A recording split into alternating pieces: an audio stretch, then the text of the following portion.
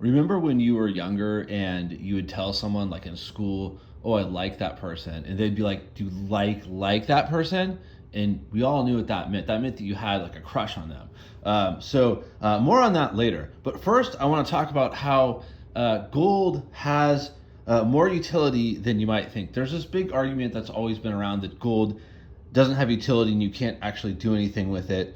But that's absolutely not true. You can do a lot of things with gold. Gold has immense utility, one of which we already know, which is jewelry, obviously. Billions of people wear jewelry. But also, you can do almost anything with gold. So here's some 24 karat gold dice.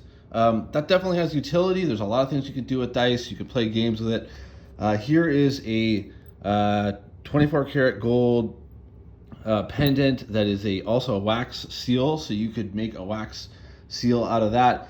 Here is a dagger, so you could like open letters with that. You could do all kinds of things with that. These are just examples of things that you could do with gold because you could reshape it into anything that you want. Here is a spin top. That's another amusement thing that you could be using. Here's a button. You could use this to dress. Here is a sundial.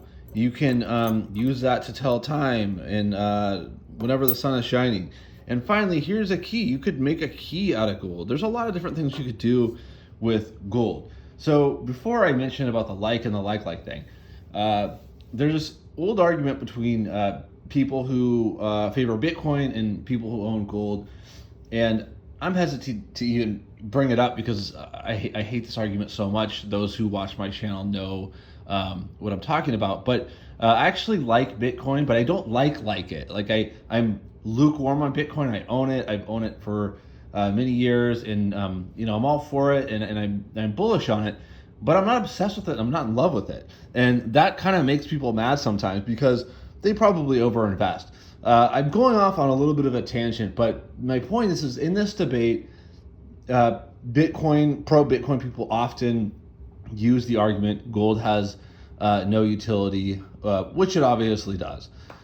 So I just wanted to reiterate that you can do anything with gold, really. And that's not to say that you shouldn't look into buying gold or Bitcoin or both, own both assets. Just don't overcommit to any single asset, and make sure that you are thinking clearly when you like something.